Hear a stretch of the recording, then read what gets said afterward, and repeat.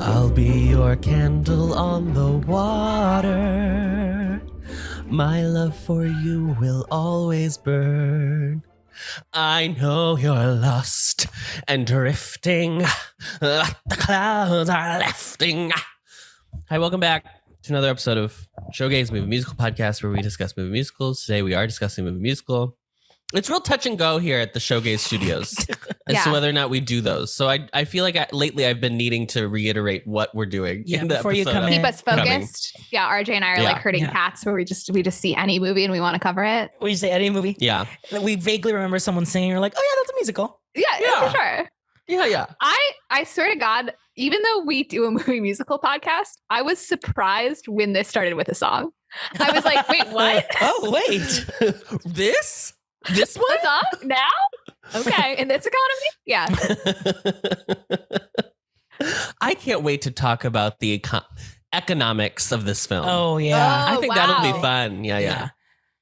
Barter and trade. Yeah, post 1965 slavery in America. We can really talk about that too. Oh, but pre outlawing selling children. Yeah. Whatever. That little slice of history. Yeah. RJ, we can only turn to you in these times where we must ask how you are. I'm doing okay, Every day, I don't know. Every day a little death. Oh, un petit mort.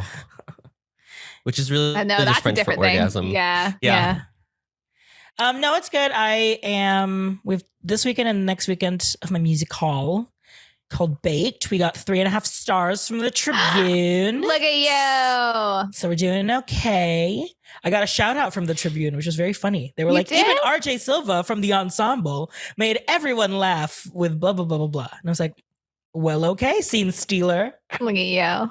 Hey, scene stealer. Because you know me, I will chew up the furniture. Chew the scenery, but yeah. Close, yeah. No, the furniture. I will just gnaw on a leg of a table. Molly, is there anything else you wanted to share with the listeners about your condition currently? No, I don't think so. I feel okay, great. Surviving. Molly, I'm doing really well. I watched this movie on a plane and I texted RJ and Adam and said, the man next to me is going to judge me so hard for watching Pete's Dragon on this plane. And RJ said, offer him your other headphone, which I thought was very funny. Yeah. So you're in love with him now. So I am. So you're engaged to this man? He and I are engaged now. The whirlwind situation. And it sounds more like it was a tailwind situation. How was your trip? Where did you go? I was inspired by Mickey Rooney. Oh, So I'll be doing those types of bits throughout this whole episode. can't wait. I won't be dignifying any of that with a response. I went to Tucson to visit my aunt, and I'm well, except for the part of my life that involves watching Pete's Dragon. That's kind of where I'm at personally. Yeah, my question was going to be, who do you think ended up judging you more? The man sitting next to you watching you watch Pete's Dragon, or you judging yourself for watching Pete's Dragon? Oh, of course it was I'm sure doesn't know what Pete's Dragon is. Yeah. I doubt that he was able to look at my phone screen and think that's what's happening right now. But it's more the level of commitment to have downloaded it ahead of time that I think really made me feel a way about it, Yeah. Did you do anything fun at Tucson? Did you go to the biosphere, the biodome over at the university? I was actually, technically I was in Tubac, which is about an hour south of Tucson. That's where she moved to. So we went out to lunch and hung out and read books. Remote. Pretty chill weekend. Wow. Yeah. I was off for Yom Kippur. So it was just a quick trip. You were too. Oh, cool. Mm-hmm. But it also felt, fitting to not do anything too extravagant. Absolutely. So. Yeah. Great. Adam, how about you? How are you doing? I'm okay. Thank you. Molly, do we have anything? That's it. Okay. Yeah, that's it. We have a mailbag. Wow. A mailbag. Okay, we have an email from a new listener, Luke, him, who says that he loves the show. A show gay? A show. A true show. I won't. I don't want to assume. You know what? I'll assume. Okay. Luke. Oh my God. Luke says that he loves that the focus of movie musicals is just what he needed in his feed, and he likes that we don't take ourselves too seriously, but also not. So requests, one, a spooky musical for October, like the camp / creepy Dick Tracy, which Luke says is technically a Sondheim musical. So Yes, I need he to wrote know. it. Yes. Yeah. Okay. Wow. Or Anna and the Apocalypse, which is a 2017 movie, which is on AMC, which a critic said is Shaun of the Dead meets La La Land. So that's what a pitch. Wow.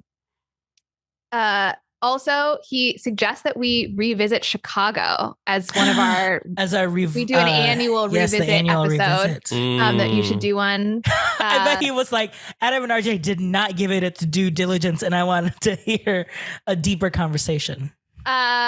He just said it's one of the best of all time and it'd be fun to rewatch. It's also the 20-year anniversary, but don't deep dive down the Weinstein Wikipedia rabbit hole because it's going to be I think that's all I think it should be a 2-hour Weinstein deep dive. Yeah, I think no one else has really covered it, so we should we should get into it. Ronan who? Speaking of Chicago, someone please watch Fosse Verdon and talk about it. Because you learn so much about the creation of Sweet Charity, Cabaret, Chicago, Damn Yankees, Pippin, all that jazz. Really well made, really fun supporting cast. However, warning is Molly might hate it because it's basically just like genius man is asshole scum to all women from his daughter to his wife to every dancer he meets.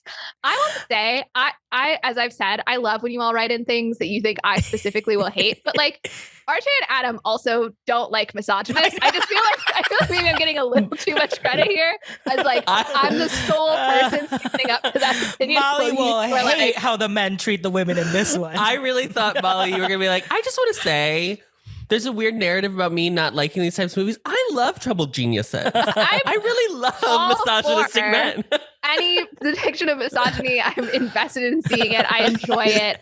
I think ultimately more misogyny on screen. More. I think women have gone too far at this point. You know what I mean? So yeah, owning lighthouses now. What is the world coming to? Look. Luckily she doesn't. Reasonable. She still lives at home with her father who works at the lighthouse. Yeah. So. Yeah. The last suggestion, and Luke says that he is begging us from the bottom of his heart to cover Cyrano sometime soon. Yeah. Which was the newer one. It was in theaters, Peter Dinklage. Yes. Luke says it's really sad and kind of clumsy and silly, but I still preferred it to West Side Story in 2021 because it was just more emotional and heartfelt. So that is, that's a pretty big claim because we really liked West Side Story. All right. Luke says, now that's a real love story. So maybe he is straight. Because he likes Cyrano? With a take like that. Yeah. Maybe, one of those Shakespeare straights. Now they're complicated. They are complicated. Always ready to play a nurse. You have to be. Yeah. You simply have to be. We also got a comment on the Evita episode. I saw that. What did it simply just said, Evita was so good in this movie. No, Madonna. Madonna was so good in this movie. Evita was so good in Evita. Yeah. I can't believe that Evita did such a great job of playing herself. It's like she's so multi-talented, multi-hyphenate. She's an actress. You know? She's an actress. Yes. The actress doesn't know the lines. She said Madonna was so good. There was a TikTok. I'll play the audio here for Molly. Okay. And then I'll probably try to insert it. But I commented on it and I said, "This is Evita." And it was a guy who was doing an impression of those musicals where they just like recitative, but it's not great. You know what I'm talking about? Yeah. Yeah. Let me find the... we just watched it. News from the foreman. Several men have dropped dead with a new disease called gonorrhea. I wanted to die, but then I saw your rack. Everyone is passing away, but at least I have my daughter. Oh, she just passed away too. What would you like for dinner? I think I'll have some cheese. That's Evita. Oh, yeah. Yeah. Okay. The phrase "your rack" is one that it just hasn't been uttered in front of me in so long that I kind of forgot it existed, The Bring it back. 90s. Bring it Bring back. back. Bring back the rack. Bring back the rack. Bring back My rack. My rack. My goils. All right. All right. Molly, Mm. You were supposed to I was supposed to do a lot of things, you know? summarize the plot of this film, Pete's Dragon, from 1977. To be clear, the 1977 version, not the 2016 version, that is not a musical. Oh, This okay. one, definitely a musical.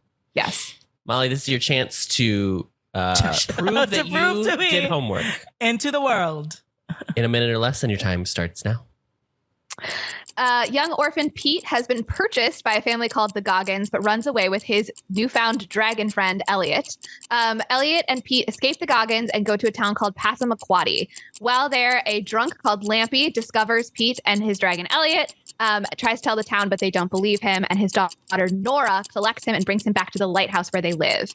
Pete and Elliott hang out in a cave by the lighthouse. Nora discovers them and invites Pete to stay at the lighthouse with them. And while they're there, she tells him about her long-lost fiance, Paul, who is presumed dead out at sea. Also in the town, Dr. Terminus, a snake oil salesman, and his henchman, Hoagie, stop by and manage to trick the townspeople yet again into buying their potions. Pete eventually goes to school. People start to blame him for lots of things that go wrong in the town, some of which is kind of deserved with Elliott, some of which is kind of not. The Goggins return, and Elliott manages to sink their boat and get rid of them. Nora offers Pete to become a lifelong member of their family. But Terminus decides that he can make a quick buck out of purchasing Elliott, killing him, and using him in his various potions. And so hatches a plot with the town to capture Elliott, but Elliott manages to throw everyone off, save Pete, and they return as a nuclear family. And at the end, Elliott departs into the sky because another young boy needs him. Amazing. And that was a minute and a half. Amazing. Oh, wow. You know. Well, I get it. No, I mean, listen, Pete's the famous thing about Pete's Dragon is that it's very complex. It's very Yes. layered. So There's much a going lot on. of moving parts. Huge. Yeah. plot. multiple plot lines happening at the same time. It's kind of Yes. one that like rewards multiple viewings. You know what I mean? 'Cause Yeah. you might miss some stuff Totally. the first Yeah. time around. All those Easter eggs in the background. Yeah. RJ, what is your relationship to Peter and his dragon? So, back when we were in college, I was in a show with a friend, and I like told him like, "Yep, we're moving to Orlando," like blah blah blah after college, and he was like, "Oh, I didn't know you guys were like big Disney people.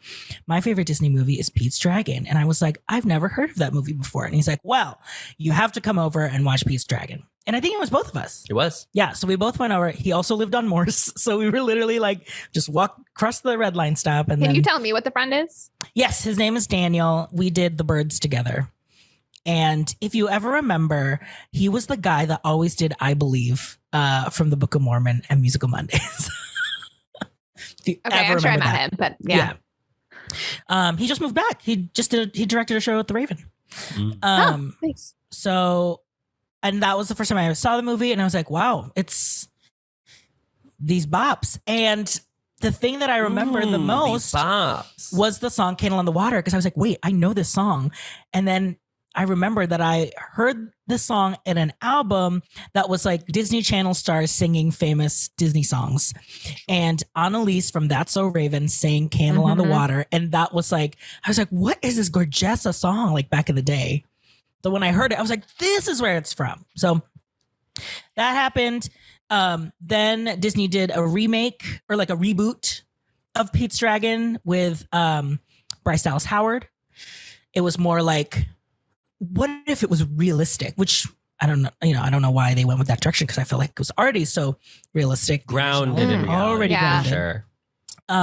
So we watched that in theaters, but I remember to prepare for it, we watched the original one again at home. And that second watch was like, oh, forgot that this was so frenzied. I felt like, Does it feel like breaking a curse to not anymore be the kind of Disney person that has to Watch a go Disney see thing? Pete's Dragon, the remake, in theaters? You know, I feel like it would be Yeah. like awaking from a deep slumber and It realizing truly- that yeah. you have freedom in your life again. like I could have, you know, like picked up gardening or something, or So many I hold skills firm that you could have here. done. That I Pete's got a Dragon. PhD with the extra time that I spent not being a Disney adult. not watching movies as soon as they come out at Disney World, at the theater at Disney Springs. Yeah.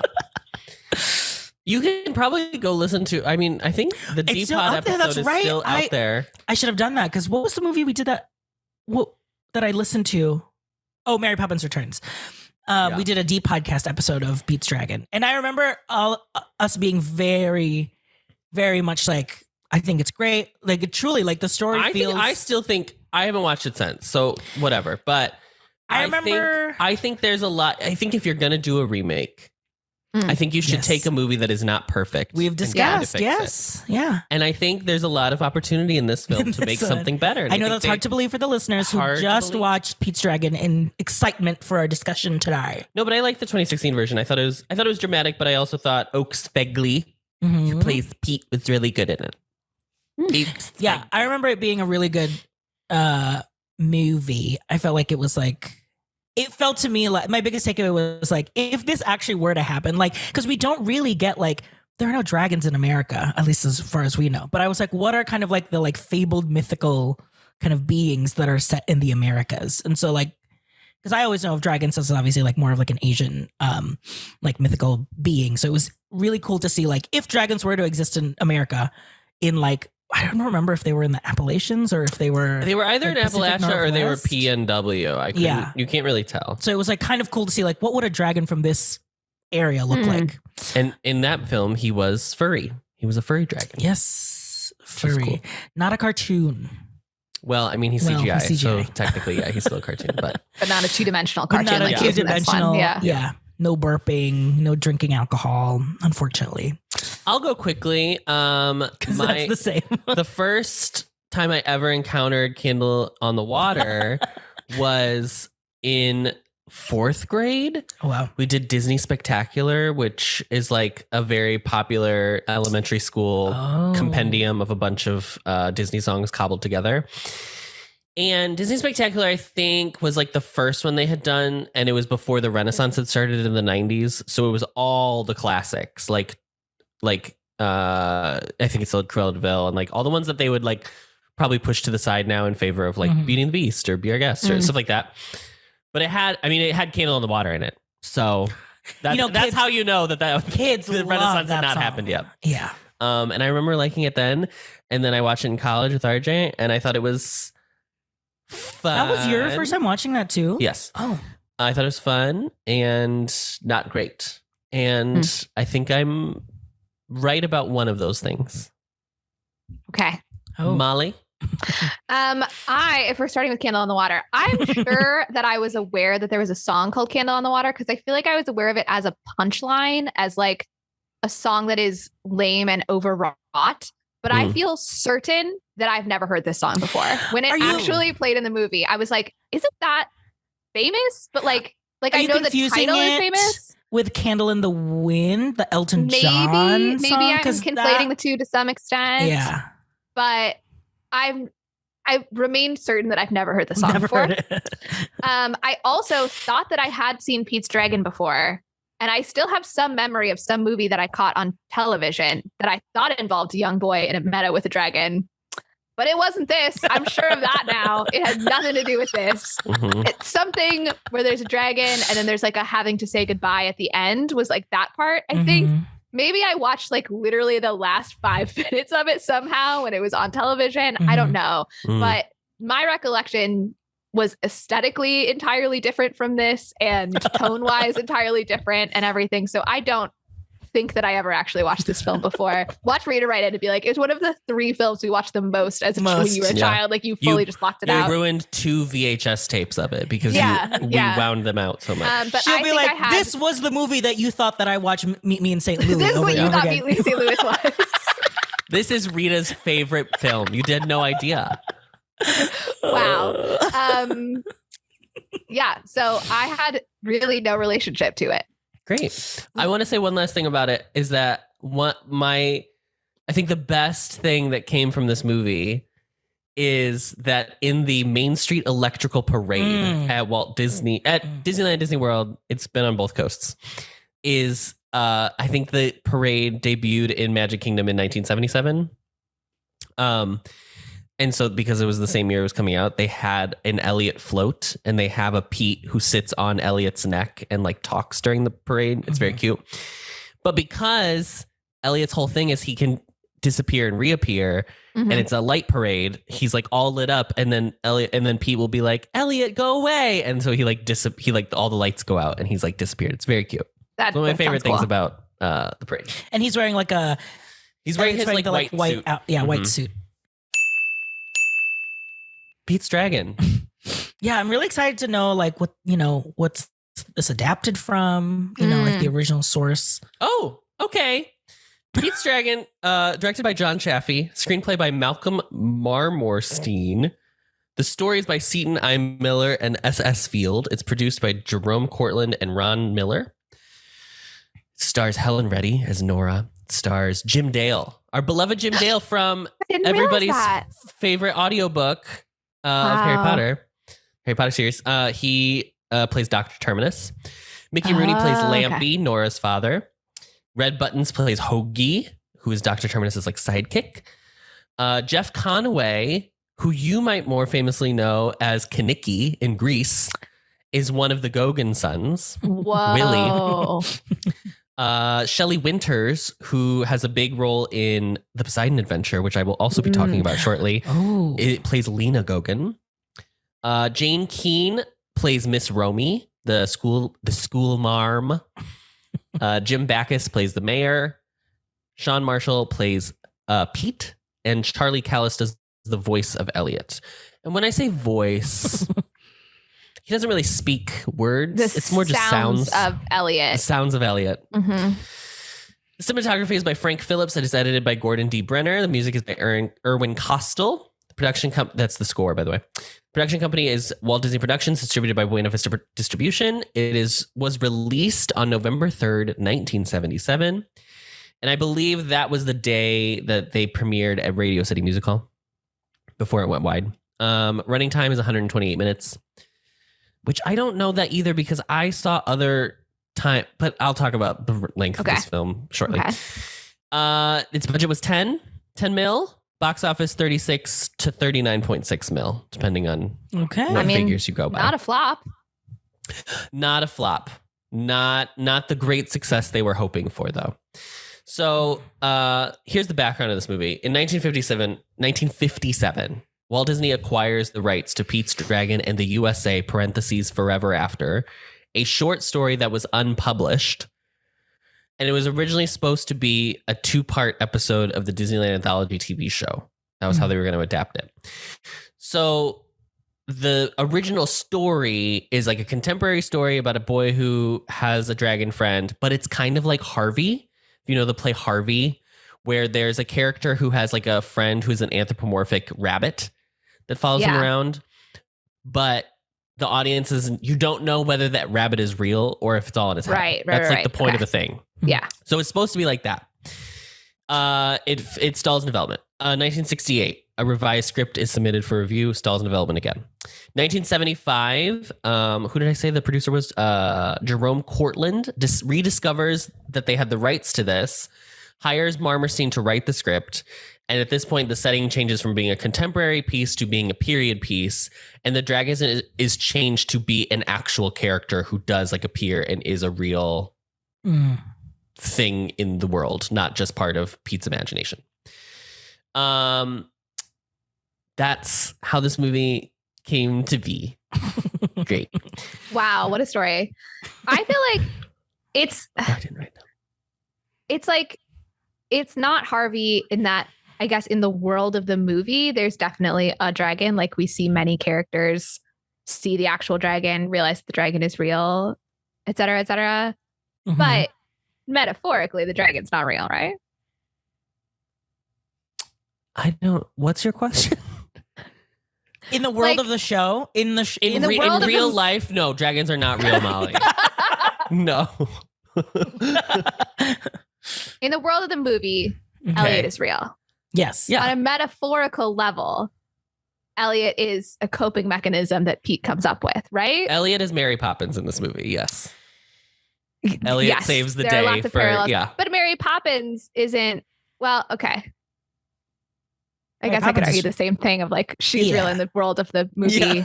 It's about nannies are also not real in the real world, Molly. They don't exist here. But but like it's not as much of like the children are in such a desperate situation that they would entirely invent. I guess on a metaphorical level, I feel like Mary Poppins would be like a regular nanny, and then the children are layering on the magic element. Yes. But on a metaphorical level, like Elliott is just a figment of Pete's imagination because he's in an upsetting situation. Yes. That's why people think he's not real. Yeah, right. You got the plot of the movie, Molly. You get it. You definitely watched it. I believe you. You don't have to prove it anymore. I mean, I put a lot of effort. I will confess, though, this is the first time I gave into this impulse. I did 1.25 speed. Yeah. Oh, this is the movie to do it on, honey. This is the movie to not watch at regular speed. There was truly when we got to that full like. I was full second screening it. I was like on TikTok while this movie was happening. Oh, girl. It was rough. Yeah, because I mean, in Mary Poppins, like when we watched Saving Mr. Banks, which is more about like P.L. Travers writing Mary Poppins, like it's about like having that an actual nanny, and then like Mary Poppins, like turning it into like what it felt like to have like a nanny that was quote unquote magical. I can see like here, maybe it's like if another kid was also coping in Passamaquoddy. Sure. Like a dragon could have appeared and then that everyone could see. Like that kind of like the magic exists, you know? Yeah. Okay. I mean, yeah, I want to talk more about Pete and Elliott's relationship, but I am derailing Adam's segment of the pod. So I'm gonna hand the reins back to him. The film songs were written by Al Kasha and Joel Hirshhorn. They had previously worked on 2 Academy Award-winning films. Oh. The Poseidon Adventure and The Towering Inferno, which they won Best Original Song for both of those films. Okay, so The Poseidon Adventure. Both disaster films, early 70s disaster films. But it's not funny. It is funny. No, it's not funny. It's like serious. It's a melodrama, basically. Is it treated as camp now? Now it is, yeah. Okay. But it's not intended to be camp. Correct. Yeah. That's the one that they show in Musical Mondays all the time, where it's like they're literally like hanging from the so the Poseidon Adventure, they did do a remake of the Poseidon Adventure. I think it's just called Poseidon. Mm-hmm. But the Poseidon Adventure is a massive wave overtakes a cruise ship and it like fully flips it over onto its like hull. Is that the word? That sounds like a word that would go with a boat. Sounds like a word. Sure. So it goes like upside down, and because there's some air trapped inside, it's slow, like the water slowly comes into the boat, so they have to like figure out how to get out onto basically the bottom of the ship to stand on it to get rescued.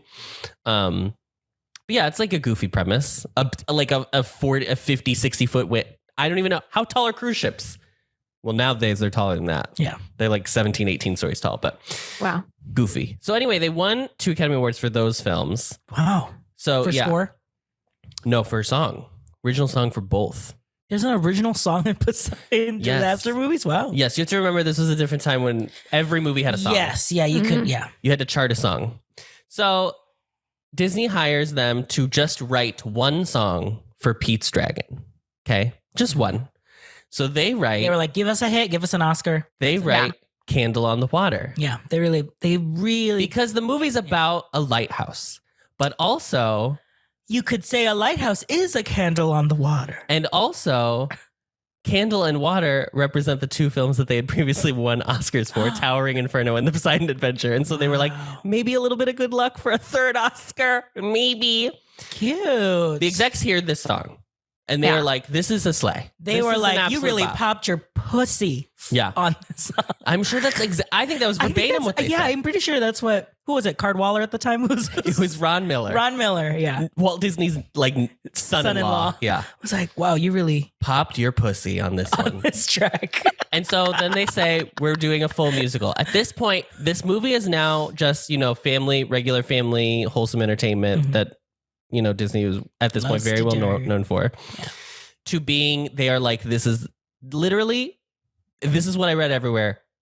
The company was like, this is the next Mary Poppins. It's going to happen. They have to stop doing this. This is now the second movie this year we've talked about where they were like, we're doing it again, girlies. And guess what? You didn't. You didn't. How about you just realize... It's never been another Mary Poppins. Even the other Mary Poppins was not another Mary Poppins. Yes, exactly. And we watched both spiritual Mary Poppins, spiritual and real successors. We've engaged with everyone. And let me tell you, none of those have been Mary Poppins. We even watched Jingle Jangle. So they are fully like, we're going to make so much money on this movie. It's going to be so good. They spend more on this movie than they spent on Mary Poppins. Now, also, it's like fully 10 years after. So I quibble a little bit with being like, they spent $4 million more than they spent on Mary Poppins. Because inflation. Yeah. At this point. Yeah. This box office number that we talked about earlier, 36 million. While we say it's not a flop, to them, which what they were expecting was Mary Poppins numbers, which is like, I think like 300 million now or something like that. A far cry. Yeah. A far cry. So the other thing I wanted to say is that the length of time of this film, so the original Radio City version that opened in 77, 134 minutes. When it goes to the general release, it gets cut to 121 minutes. And then in the 1984, the vault reopens, we re-release the movie, it gets cut to 104 minutes. But then I think this one Disney Plus was 2 hours. I think it was the 121 minute version. I don't know if they've ever fully recompiled the 134 minute version, unless it was maybe on a Blu-ray or something. Wow, lucky for those people who got to see that. Yeah. Wow.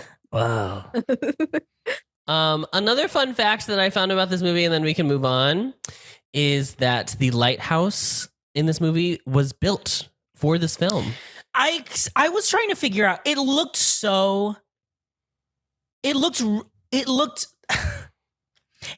new, and it looked like it was in the middle of nowhere. But I was like, I guess that's what lighthouse. The entire time I was like, okay, you know, if you're on the peaks, I guess that does make sense. That the only thing here is the lighthouse. But I got that feeling. Yeah. I was like, it felt like this feels like it either was just built or it's not real. There was something about it.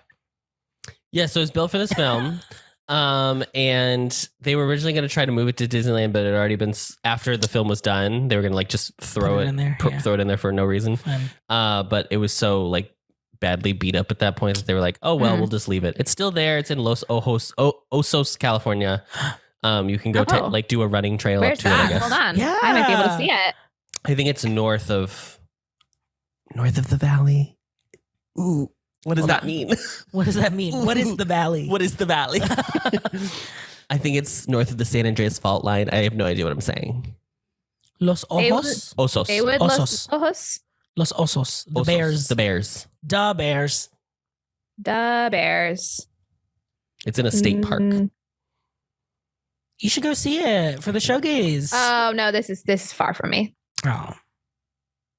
It's north of Santa Barbara. So north of LA, north of Santa Barbara. Montana de Oro State Park, located south of Los Osos. Yeah, no, I definitely don't care enough about this to do that. Yeah, no, very silly. What did it give a reason why they felt like they needed to build a lighthouse? Probably just because they've shot in California, so there are probably no lighthouses out there that look old enough to warrant being from this time period. Gotcha. But also, I think it's funny because they were like the scene when she puts Lampy to bed, he's drunk. It's hard to remember because he's drunk through the whole film, but there is a scene where she puts Lampy to bed early on in the film, and then she walks outside and the sun is setting, but the sun is setting over the ocean. And unfortunately in Maine, the sun would not be setting over the ocean. The sun would be rising over the ocean. So that's funny. But also apparently this lighthouse was so big and strong that they had to get special permission from the Coast Guard to operate it so as not to confuse passing ships. Which I think is wild that they like committed to the bit that hard. Yeah. Yeah. Whoa. Cool. Well, cool. This was nominated for 2 Academy Awards, guys. I don't know what to tell you. This is an Academy Award nominated film. Best original song, as we've already said, for Candle in the Water. Oh, I could have just read that. And best original song score and its adaptation best original song score and its adaptation or adaptation score. Full title of the category. What does that mean? Category. Best score?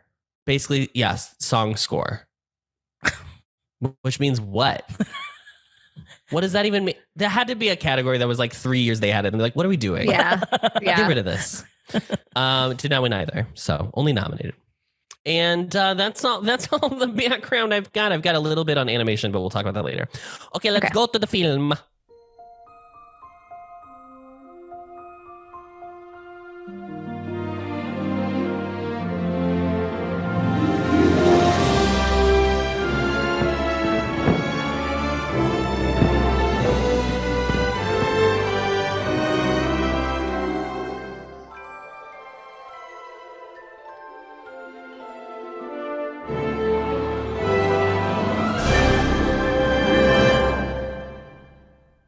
Now we were watching this movie, Molly, and the whole time I said, I just know Molly is so mad that we are watching this film. I thought so much while watching this about you saying that Cinderella was the worst movie that we had ever watched for Showgays.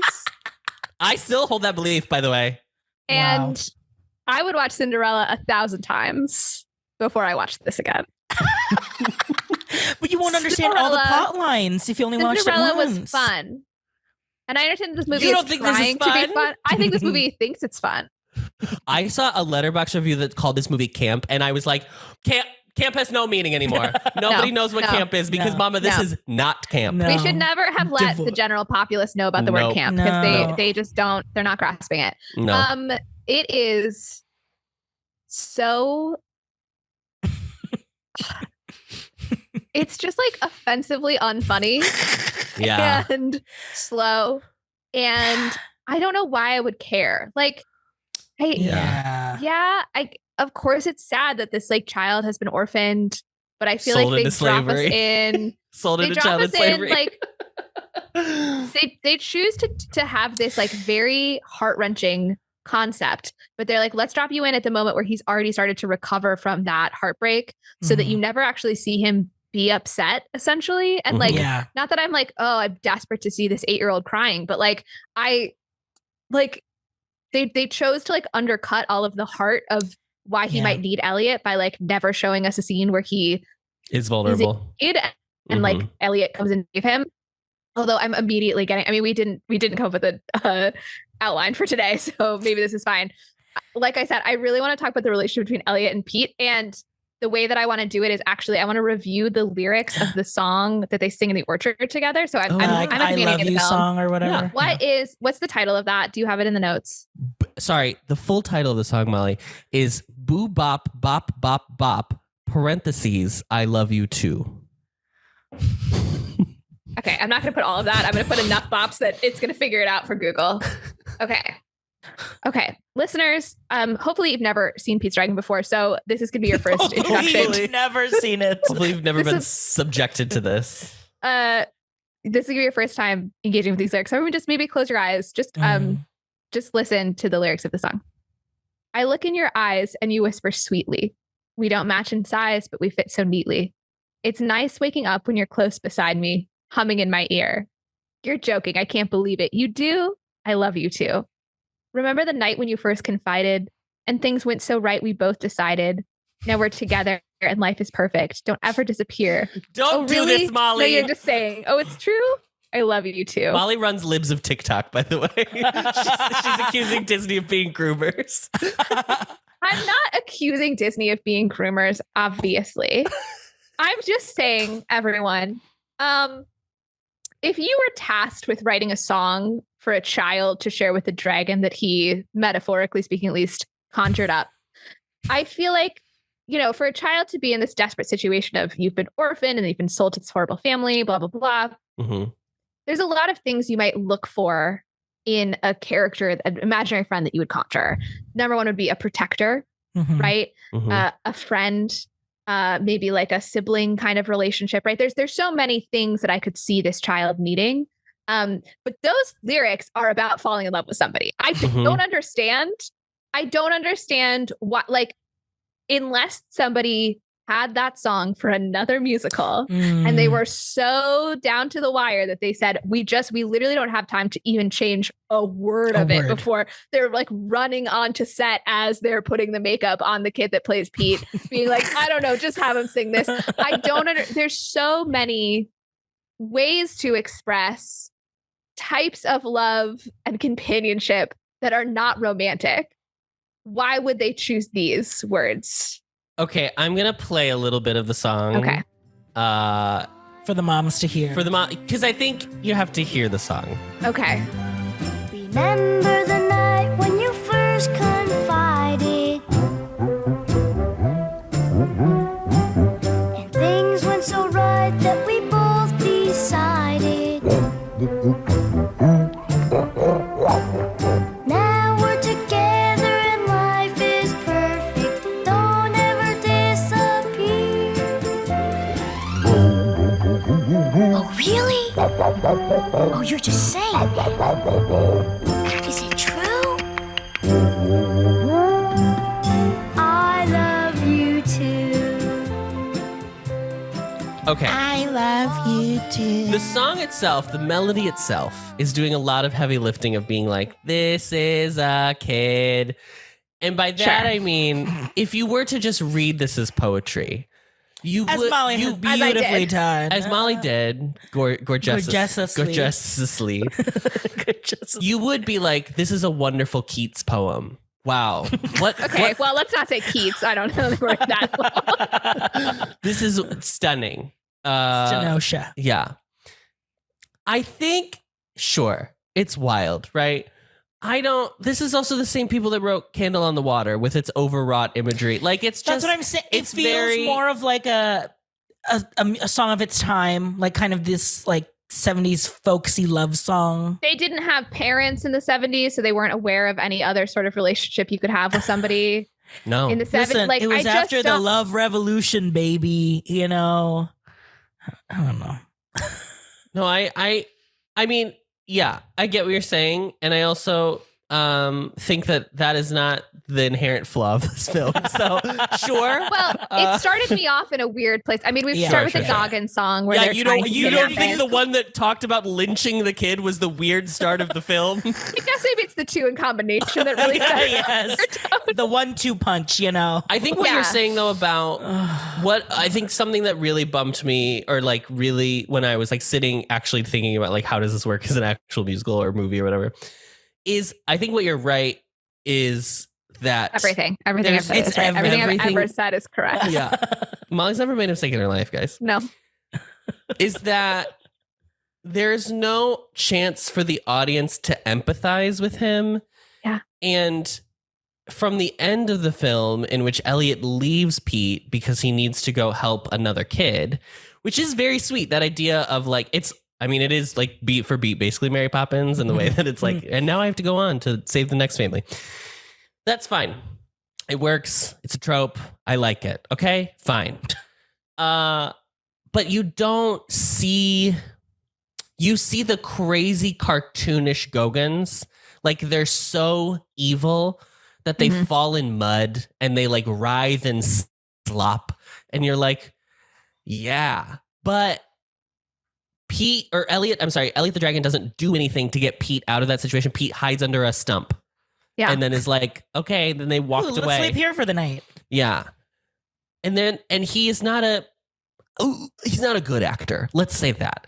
And that's fine. Children, I give them more of a pass because whatever, but there's not even like a scene for him to be like sad at his situation or anything. He does not have the sun will come out tomorrow or like a maybe, which is really what he needs in order for us to be like, that's the moment where we connect. And then we're like, okay, I'm fully on board for whatever shenanigans happens. One of the beautiful things about music is you can make that sad and your performer doesn't have to be particularly good at acting for us to understand, because we're pretty primed to like feel sad for children who've been abandoned. So if you write him a sad song, even if he's not performing it all that well, we're probably going to connect something with it. And this is the thing, is like, it's called Pete's Dragon. The like whole core of the story is supposed to be the relationship between Pete and his dragon. And they just put no actual emotional weight into it whatsoever. And so that's why you don't care about anything else that happens either. Yeah. I almost wonder, like, would it, like, if they did make, would it have been a stronger choice to make him fully imaginary and he isn't like real and it is just Pete's mind coping with whatever? Because you could start it in a place where he's like freaked out and then Elliott appears out of nowhere and we realize that it's because of his coping that he's like conjured this thing, and only when he's like loved by Nora and Lampy and Paul that he finally is able to let Elliott go. But that's not what's really happening here. It's kind of muddled is the problem. They're wanting it both ways. They want that, obviously, you know, but also, well, we want to do the 2D animation. We wanted to see this dragon like accidentally go through a wall and you see the dragon cutout. So they want kind of okay. Well, what we're not going to do is disparage the dragon cutout of the schoolhouse because that is brilliance. Practical effects. Okay. Some of you sickos live in the world of 2023 in which everything is CGI, but here in Pete's Dragonland, everything is a practical effect. Annie. Okay, I wasn't expecting. Oh God, this reaction, but okay. Oh shoot, I had another thought, but your reaction to the cutouts it's obliterated any thought that was in my mind. Oh my goodness. Well, while you think about it, it was the Harvey of it all. Yeah. We can. Oh, okay. I was gonna. Yeah. Okay. We can. Well, just so the audience gets a really clear picture of who the Gogans are, what a wonderful family they are. We can listen to a little bit of The Happiest Home in These Hills. Gonna snag him, gag him, drag him through town, put his head in the river, let the pup drown, trap him, strap him, wrap him in a sack, yeah! Tie him screaming to a railroad track. We'll have you sing in chapel, you'll be the apple of mama's eye. I'll tend to all your sewing and do your mowing, so just rely on me. Dang, we know you're out there, it's late. We're waiting to share the happiest home in these hills, in these hills. I want to go back to the Harvey point, but we'll talk about the Goggins for a minute because we're on the topic. Another problem that I have is that this song that I didn't enjoy did set up this whole villain thing, and then they really aren't part of the plot or the rest of the, I mean, like, yeah, it gives Pete a reason to like be running, I guess, but he could just be an orphan and just be wandering around. Yeah. There's not really any need for them. And we spend so much time, I feel like, in this first number setting them up just for them to come back at like a 2/3 point and get dispensed with because they're simply not important. I mean, I get, well, okay. Here's the other thing I'll give it is like, there's like a theme of like not belonging to somebody that they bought Pete. And then Nora's like, you can't buy a child. And then later Terminus tries to buy Elliott from Pete. And he's like, well, he doesn't belong to anybody. So I guess there is like a theme of not being able to buy and sell. I mean, it is a little bit like the Annie situation where like they try to like claim ownership of Annie in order to get the money. Like there's a little bit of that too. Yeah. But one would just think that they would be more involved in the plot based on how they're set up. Yeah. Because they're not even the real actual villain is Dr. Terminus. Yeah. I almost wish that they just went with like every act of the movie, he goes through a different person trying to take advantage of him and Elliott. That's the plot of Pinocchio. It is very Pinocchio. You know, because even in I really think it's interesting of like him and Elliott having to go through, you know, like different troubles together. So this song just It is funny because I do see on paper why you want this to work. Because like it's got magic, it's got childhood imagination, it's got like goofy characters. Yeah. Like I get on paper being like, oh, this could be a good film. This will slay. But I think every wrong decision was made while making this film because it just doesn't hold. It's not even like fun to watch. Mickey Rooney is the best part of this movie. Oh, I disagree. I think you're out of your mind, Molly. I think you're a horrible person. Truly. You and CGI just ruining the world. I turned to RJ yesterday when we were watching this movie and I said, do you know who the modern day Mickey Rooney is? And he said, please do not say James Corden. And I said, it's not James Corden. It is Melissa McCarthy is the modern Mickey Rooney. All of the decisions that he made as Lampy was like, all of these are Melissa McCarthy bits now. Yeah. Like the slurring of the words, the physical reactions. The like way you'll look at something and then turn your head and then snap your eyes a beat later after you turn your head. Like you're like late. There's a lot of like physical comedy that she is doing. That's very similar. Can I say a thing, or are you gonna disinvite me as a co-host of this podcast? Well, that's already happened on other podcasts, so unfortunately you're still here. Obstinately not taking the hint. I just don't think that the character of like this guy who's drunk all the time is ever funny. It's funny. I've just never enjoyed that character. Like, what is the bit is always because he's drunk. Like, there's no growth for that character or room to really play with it. And it's like a little horrifying in retrospect of like, this is a children's movie. And this is like a really major part of it is that this guy has an alcohol problem. So I did not enjoy Mickey Rooney because I didn't enjoy the character that he was assigned to play. I think you're wrong. I hate to tell you. Great. RJ, you have to decide, was Mickey Rooney good in this movie or not? You were the deciding vote. And why is it always if you need me to, I'll start setting the couch for you tonight. I think he was really funny in this. I don't think he was my favorite character because I think there's still one character that I truly was like my favorite. Dr. Terminus? Nora? It's Elliott. Oh, Elliott? It's Elliott. The entire time I was just like, I need more Elliott. I hate that he's invisible. And it's probably because, I don't know. Saving costs. But I was like, I am kind of like peeved. But I really wanted more Elliott, truly. In a movie about his name is Pete. Girl. In a movie about Pete's Dragon, I was like, I need more shenanigans. Both of you just even talking about your highlights is making me feel like you experienced more joy in the watching of this movie than I ever did. I wonder if it's just residual from because we'd seen it before. It was just like, oh, I guess, like that is funny. Or like, oh, okay, that's cute. I didn't come off of it being like... I also knew exactly what I was going to get out of this movie. I don't know what your expectations were. That's true. But I knew I was not in for a great time heading in. Yeah, maybe I was optimistic, but maybe not. Because isn't this like kind of famously maybe the worst Disney movie? Don't people say like either this or Black Cauldron are the two that are the worst? I don't really ever hear, honestly, I never hear Pete's Dragon really talked about ever. Oh, okay. I hear Black Cauldron a lot, but that's mostly because it's their one animated film that's like very weird. Yeah. Okay. Yeah. Who was your favorite? Oh, well, I mean, we do an MVP section at the end, but I will say, okay, I'm going to begrudgingly give it to, let me look at that cast list again. What is his name? Red Buttons. Oh, as Hoagie. Played Hoagie. Mm-hmm. Here's why. That's very another famous character that I don't like. The sidekick, slacky. Mm-hmm. I don't know. Like Mr. Shmee. Smee. Yep. Yeah. Mm-hmm. I Peter think Pan. Peter Pan Shmee is like the one character that I like that's that, and then I don't like almost anyone else that does that. Mm-hmm. But I begrudgingly You don't enjoyed. like LeFou?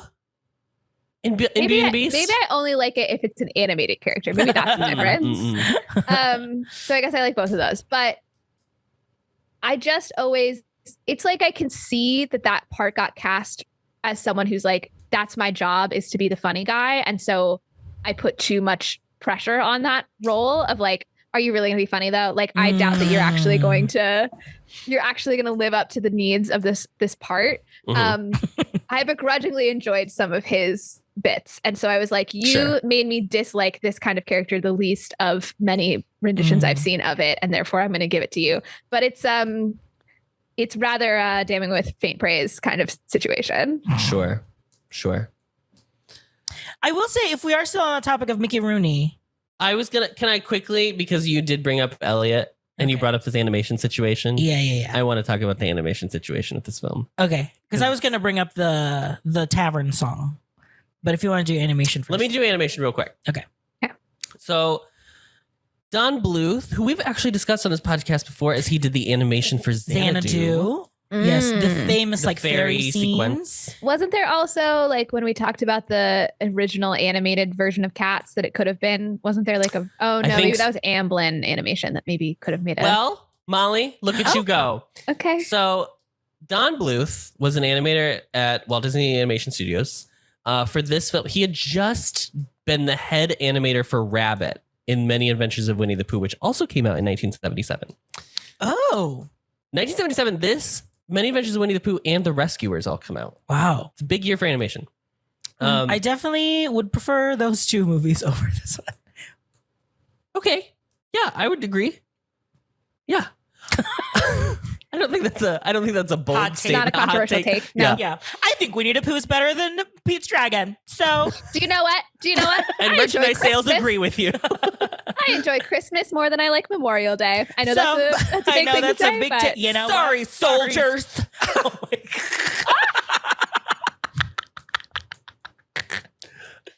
So Don Bluth got promoted to animation director of the film. And actually the director, what did I say the director's full name was? Don Chaffey.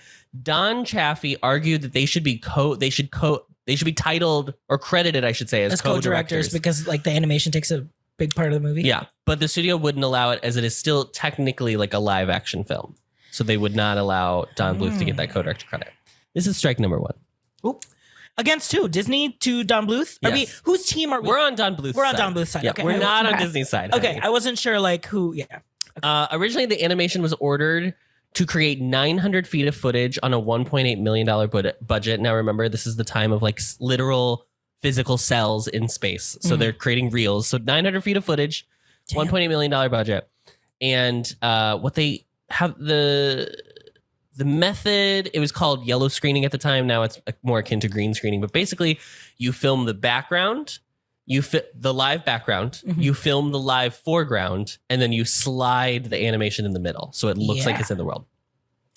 So that's a lot of, you basically are like double shooting your film because you have to shoot the foreground and the background. When the first bit of animation came back and they saw how good it looked and how much they were having fun with Elliott as a character, the studio doubled the length to 1,800 feet of footage, but they did not add more budget and they did not add more time for them to finish the film.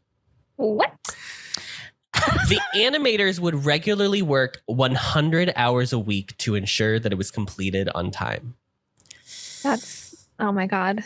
So Bluth, in the studio's defense, Don Bluth insisted on traditional inking for the cells instead of the newer Xerox method, which had really started with like Dalmatians? Yeah, 101 Dalmatians, when they started doing copying the sketches to make the inking. Okay. He went with the like super traditional version. So Bluth, they finish everything on time. Wow. Everything comes in on time because they overwork themselves like crazy. But he was $75,000 over his $1.8 million budget, and the studio reprimands him for it. When the animators then requested overtime pay for all of the time they had spent making this film, the studio instead offered them 1 hour off for every hour worked overtime. So in total, they all accrued 6 straight weeks of vacation time. That's how many overtime hours they had worked. 6 weeks. So that's 6 times 40. Can we do that math real quick? 240? Is that 240? Yeah. That's insane. That's psycho. This is a quote from Don Bluth later to, I think, the Pasadena paper. Card Walker had made an impossible deadline because he had already booked the picture into Radio City Music Hall. We worked until 9:00 every night to get the picture finished. The artists got no raises, not even any thanks. When they read that Card and Ron Miller split $3 billion in bonuses, "What is this?" the artist asked. I had no answers. But like, why are they striking? You know what I mean? It's like you get paid enough. but like, why? Like, what's going on? It doesn't matter. Like, why? Yeah. The craziest thing is animators aren't even and visual effects artists too are not even in the unions that are currently striking. Still. Yeah. I think visual effects are just now trying to start creating a union for themselves. Oh. Because of Marvel, they are and the Disney. current. That's the current situation. Is Marvel is like overworking them by a lot. Yeah. So this is his last film with the studio, Don Bluth. And then he leaves to create Don Bluth Productions, taking with him 11 other Disney animators. It's a huge blow to animation at Walt Disney Animation Studios. And he ends up directing classics such as An American Tale, Fievel, The Land Before Time, Icon. All Dogs Go to Heaven, Thumbelina, Anastasia. Yes. Hits. Tens across the board. Bernadette Peters' vehicle, Anastasia. Yes. Yeah. So I think it's very interesting because he's like really the first. he really creates the first studio that starts to actually be competition to Disney's kind of like monopoly on feature-length animated films. Yeah. And you know what? We're a better society for Competition is good. Competition is good. Competition is good, and we are pro-capitalism. Yeah. And that's why Dr. Terminus is my favorite character in this film. So I just want to talk about that Don Bluth drama because I think it's super fascinating. And if you want to know more about it, I actually will, for the first time in Showgays history, included a little reference article from picking up the slack that I've been dropping mightily from a website called cartoonresearch.com. Wow. And they have a whole section on, they did it like right when the remake was coming out. So they did like a little retrospective on kind of the animation with Pete's Dragon, the original. And I thought it was very interesting. And then also I would recommend too, a Disney documentary that was third party made called Waking Sleeping Beauty. And the movie starts with this period where Don Bluth had taken all the animators, and the animation studio was like, are we even going to continue at this point? Like, we have nobody left. Yeah. So, well, that's what you get, girls. and that's what you get. Yeah. So, what were we going to talk about?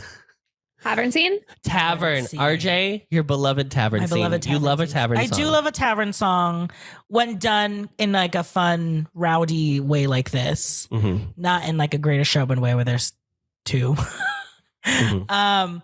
But I do like, it was fun to kind of take the idea that it's Lampy being like, I saw a dragon, and no one believed him, so much so that they all started kind of like getting rowdy because of it, or like just like, and then it turns it into like a foam party. I just thought it was very fun. And the way that this is when we were introduced to Nora, and she's very much just like, where's my dad? I'm taking care of my dad, the drunk. And then she ends up doing some like barrel rolling dancing, which I thought was fun. It's a fun bit. So I like, this was the number where I told Adam, I was like, well, Molly's getting choreography, so she better not complain about not enough dancing in this movie musical. Because there is dancing. There is dancing. This number was the closest I got to enjoying myself while watching the movie. Oh, It was where I nice. thought maybe we're Maybe on the there's- upward trajectory. Yeah, maybe it just had a And weird Slow start. Yeah. Yeah. But it certainly never got, over the line into the area of actually having a good time for me.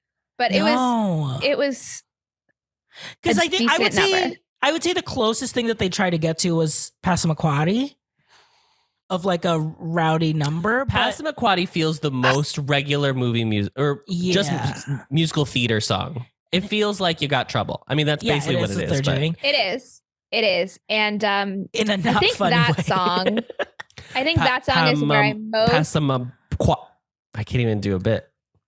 It is where I really realized how committed to being unfunny this film was, because the bit should be that he keeps saying it wrong, but he doesn't realize that he's saying it wrong. Yeah. It should be every time he says it, it's a little bit different, and he's covering for it, and he shouldn't acknowledge that he doesn't know it. Does it wrong. Yeah. Spending so much time, so much of the minutes of my precious life, this man stuttering slowly names. Slowly coming up with variations. The idea of Passamaquoddy is a funny name for the town. Somebody not being able to get it. It's a good setup, and it's the worst execution I've ever seen. Yeah.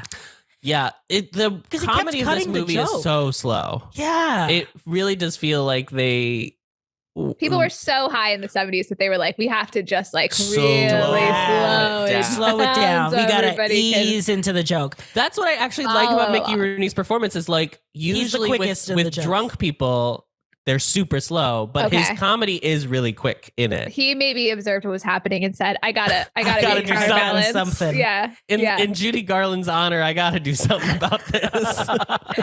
Throw in the first brick, So I think I can appreciate that in theory. Sure. Just the thing with Passamaquoddy, it just kept killing the joke over and over again, because he spent like 5 whole minutes to just try Passamashadi, Passamasada, whatever. And like the audience, like the first time the audience was like clearly, you're still a hack, but then uses the song to build up that like, oh, maybe I do believe him. And then keeps undercutting himself by screwing up in the chorus. Screwing it up again. But then the audience doesn't buy it this time, or like it's they so forgive. confusing It's so narrative confusing. wise. Yeah. And it's also not, if you're gonna have, oh my God, I can't believe I'm explaining such basic parts of storytelling. So like, if you're gonna have the trope be that he really struggles with it and it's something that you take time, the only way that ever works is if it's something that we are laughing because we are identifying with the moment. But like, I've never struggled so hard to say the name of a town while selling snake oil to people, right? So like, if you can write a song that's like, oh, like I want to say I love you, but it's like hard and then like people will understand all of the evasions and the slowness because it's like we've been in that situation of being like, oh, can I express my true feelings or whatever? But like, none of us have been in this position where we're identifying with this character and we want to spend so much time just like deep in the emotions of how he's feeling as he tries to say Passamaquoddy. Sure. I agree. Now, I will say in this movie's defense, in terms of comedy and jokes, I would say I laughed on average once every 10 minutes. So I would say there's probably 12 chuckles that this movie got out of me. Wow. Since this is a 121 give me the full minute inventory. Okay, there is a drag queen joke. I don't know if you caught that. I had to look it up to confirm that that's what it was. But yes, he asked if he's seen a dragon. And then Terminus like, says, oh yeah, they're on these big cities walking down the streets with their big costumes. And yeah, there's something about a lot of colors. Yeah. That's very funny. And then what was another one? See, there you go. Sorry, I think it's good. There was another one I was just thinking of. I actually think a lot of Jim Dale's performance is pretty funny. I think I said Mickey Rooney, but I think he's just doing like a lot of physical comedy. He's lively. He's not funny, but he's giving a lot to the role. Yeah. Mm-hmm. Everybody's everybody's very committed to the character that they are portraying. I would say, unfortunately, Helen Reddy is like so vanilla milquetoast in this role of Nora that it's like completely unremarkable. She has a wonderful voice, and if she did not have that voice, you would fully be like, why was this woman cast in this role? She's got some oomph. She has like a presence. She has a presence. You believe her, like, I'm the like stern daughter of the town drunk that's got to like show up here and get him and stuff. Right. I shouldn't lay all at her feet because it is written as just like, she's just a woman who's very strong. Her role is woman. Yeah, her role is woman. Her role is woman strong because at the end of the day, she's still pining for a man. Of course. That have lost. She's lost. Widow's Walk. Yeah. And that's, at the core of every woman, there's a man lost at sea. But I think at the core of every woman is a Paul. At the corner of every woman is a man lost at sea. Like, what does that have to do with Folgers? Like, nothing. Nothing. But I also want to say what is potentially going to be my most controversial take on this film, which is, I didn't think she sounded very good in Candle on the Water. Oh, I disagree. I fully disagree with this. But I think it's because it's the most 70s folksy. Like this is right in your dark. Oh yeah, this is your dark ages for sure. Truly, it is the nadir of the dark ages. But I also think, I just thought her vocal performance seemed shaky. Honestly, But I think it's part of the oeuvre. The word I thought you're she sounded for. Yeah. What do you want to say, RJ? It's what she's trying to evoke in this like kind of that's her zhuzh. Her zhuzh, her like this like wailing song, across the sea. She was making an active choice to wail, I guess.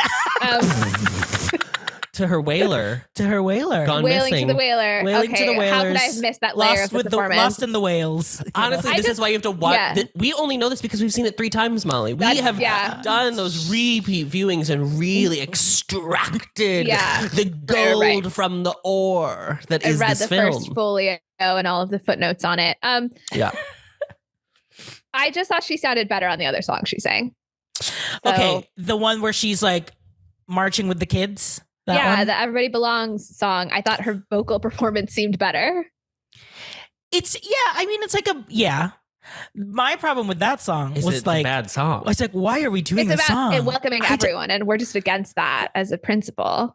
Yeah. I think if I had grown up with this movie, I would probably be like, I really like all of these songs. Yeah.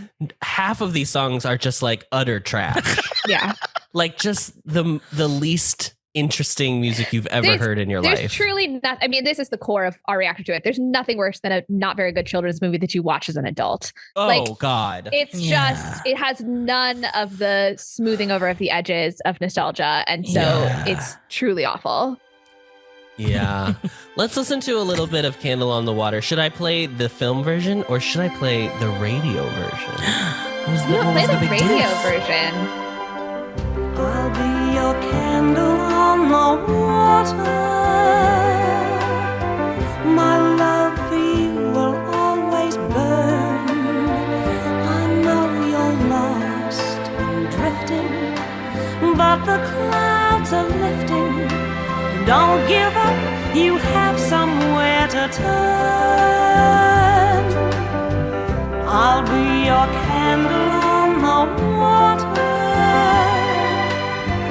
till every wave is warm and bright. My soul is there beside you. Let this candle guide you. Soon you'll see a golden stream of light. A cold and friendless tide has come. So how did this song chart? Was this a pop hit? Well, let me click on the little link to Candle on the Water, the individual page. My love for It charted on the adult contemporary version to number 27. Wow. That's something. That's something. That's not nothing. You know what? I've never charted that high. I'll tell you that much. That's true. Do you know what Helen Reddy is famous for, Molly? She sang the song I Am Woman. Hear me roar. Which was heralded as the anthem of the second wave feminism movement. Wow. Mm-hmm. So it all comes back to second wave, baby. Yeah. And I'm happy to explain what that wave was again. Adam, for anybody that wasn't here for the first time. Give us our elevator pitch for second wave feminism, please. It's giving bras on fire. It's giving Gloria Steinem. It's giving because like ugh, you know what I mean? Oh, okay, yeah. Yeah. No, that's a good We're point. over it. Yeah. Okay. Yeah, that was the pitch. Didn't you see? We're only going up to the third floor, so that's always a quick elevator ride. Oh, okay, gotcha. Yeah. Didn't you see? You texted us a picture of a feminine mystique. I did. I was in Tubac with my aunt, and we walked past an art gallery that was the Feminine Mystique art gallery. You know, and so we weren't featured in any of the works there. I didn't go into the art gallery, so I do not know. Wow. I honestly feel.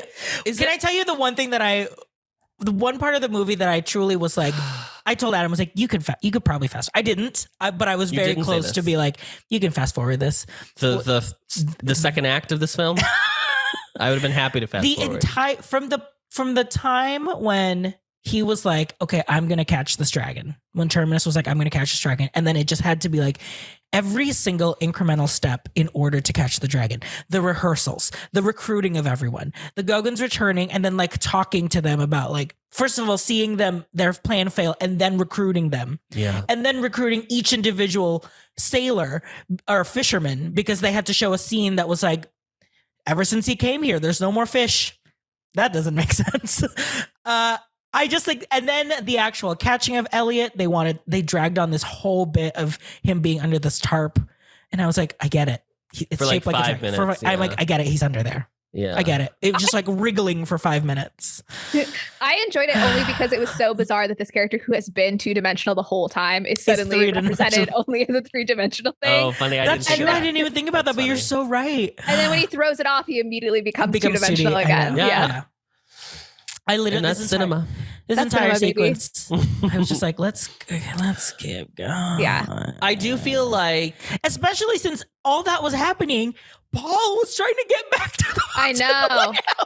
Well, look, I felt like it had sped up at that point because I had literally sped up the film. So I was having less of a bad time by that. Oh, to you, it was like a true swashbuckling adventure. It was we were clipping through. Yeah. here are my general takes on this film. Because I think we're wrapping up. I think we're wrapping up. It feels like we're wrapping up. There's not much else. Too many songs. Absolutely too many songs. There are 12 songs in this film. That's one song every 10 minutes. One joke every 10 minutes. Your joke density should be twice the number of songs. Oh, I think more than that. At least. I'd say 5 times we want to be looking at. So it's and if the songs were all bangers, if I was saying hell yes every time a song started, then maybe. Oh yes, boo bop bop boo bop. But Brazzle Dazzle Day? No. Who cares? Who cares about cleaning this lighthouse in this muggy? Whitewashing a lighthouse. Stupid. Okay, too many songs. I don't like that there's like 3 endings. This felt like Lord of the Rings Return of the King, where I was like, okay, so we have Elliott getting trapped and escaping, and then the Gogans and everybody getting their comeuppance in the town. But then we have to like go out and rescue the lighthouse, and that's like an entire like 10-minute sequence as well. Or if like you're gonna do that many, you need to like trim them down to be like the length of time of just one of those. This okay, now that we're talking about the endings and the lighthouse, this is the other thing that truly offended me about this film.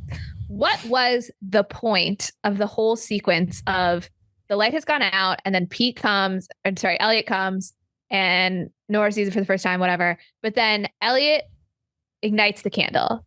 And the whole deal is just like, he can't do it because he's too squished in the lighthouse. And then he backs up a little bit so he has more room in his lungs. And I was like, this is being treated as the most crucial moment of this entire narrative. And it's not that he can finally ignite the candle because Pete tells him he loves him, or because Elliott has been learning about needing to set better boundaries, and then he does. Like, there is truly he's a victim of circumstance. A narratively empty moment in which the thing he has to learn is back up a little bit. That's what the movie is about. That's the core of the. And it's also not even like film. It's not even like Elliott can't do it, so Pete lights the candle, and that's what unifies them as a family. Great. Like maybe Lampy and Nora and Pete all have to work together to move Elliott back, and that's representative of them becoming a family. I've come up with so many ideas for you, Disney, for free just now. Oh my god! Yeah. No, just back up a little bit. Just Molly. back up a little bit, Molly. Back up a little bit. Yeah. I thought that they were. I thought that he was gonna. I thought Lampy was gonna give him a little bit of his liquor from his flask, because that would have been at least funny. And then in the cave scene, it made him like blow fire. So good point. That could have been a payoff of something that was set up earlier in a movie. This is another basic concept of storytelling you could have engaged in. They also reference that like the tide comes in from time to time in the caves, and like that could be bad, so that's why Pete shouldn't be down there. And then it never comes up again. And I just feel like nowadays you would like have a scene where Elliott's nearly drowning because he's like stuck in the cave or something. Yeah. Like then we would need Pete to be in distress at some point. So we can't have that in this movie. He can't have any emotions. That's one of the rules. Yeah.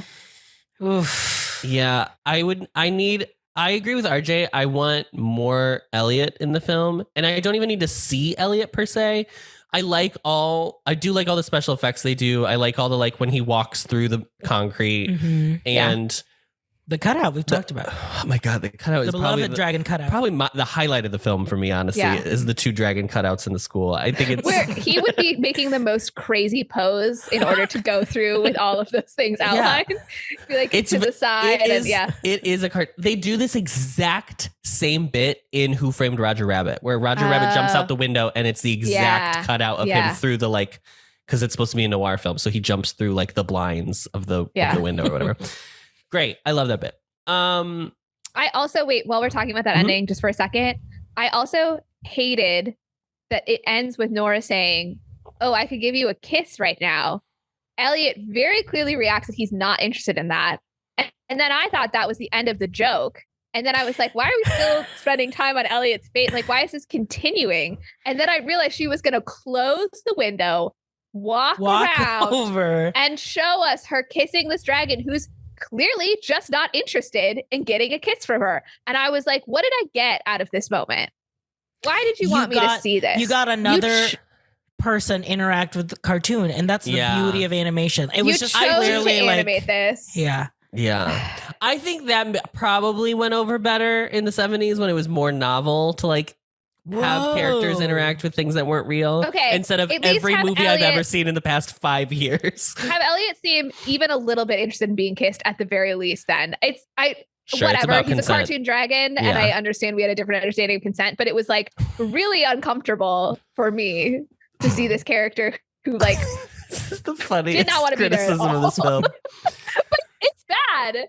No, it's not. It's not great. Oh, wait. I just didn't think about it at all when it was happening because I was like, this movie is so off the rails. Okay, well, you need to re-examine your priorities. I didn't think about it even for a second. I didn't think about the consent of a fictional dragon with a middle-aged woman who wants to give him a little smooch. Go find this film and write in and don't find the film. Find the scene. Hopefully, don't watch the whole film. But like, please watch this and write in and let me know if you think that I was being too empathetic towards Elliott for having an emotion. A survivor of sexual assault, Elliott. Oh my God. Just let me know your gut feeling. I'm just curious. And I actually think like my favorite part of this movie. I will be very earnest right now and say this. My favorite part of this movie is when Mickey Rooney and Red Buttons go down to the cave and they're both drunk and they both go to see Elliott, and then Elliott is afraid of something behind them because he thinks that there's something else in the cave. That whole scene feels like peak like vaudeville, like early like Max Fleischer cartoon. Like it's so like over the top zany antics. I like that whole thing. And if the whole movie was that, I think it would be like probably great. But it's just that one scene, and then we just go back to whatever the rest of the film is.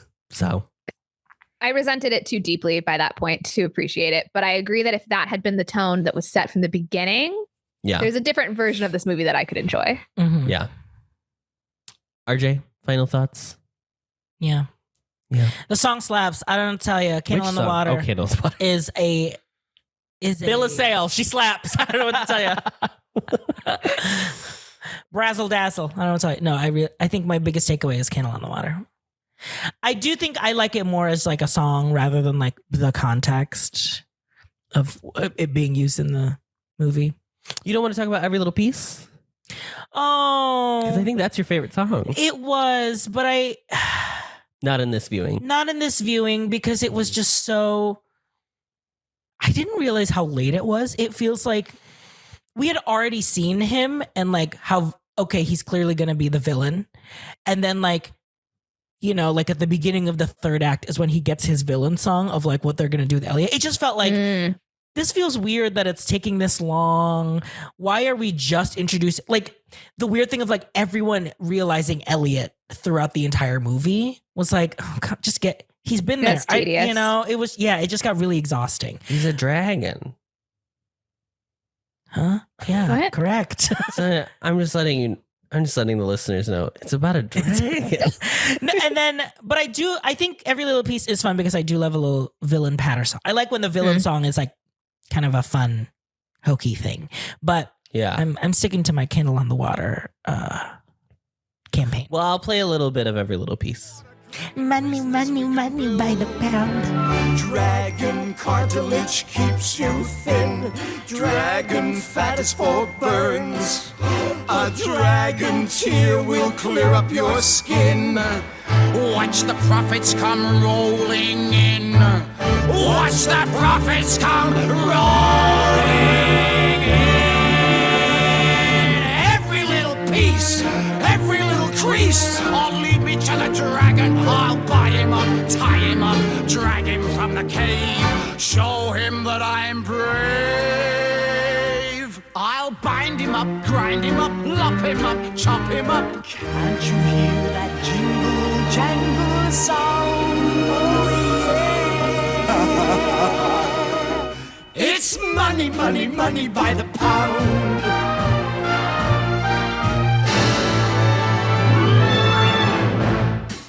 I don't want to spend another minute of my life thinking about this movie.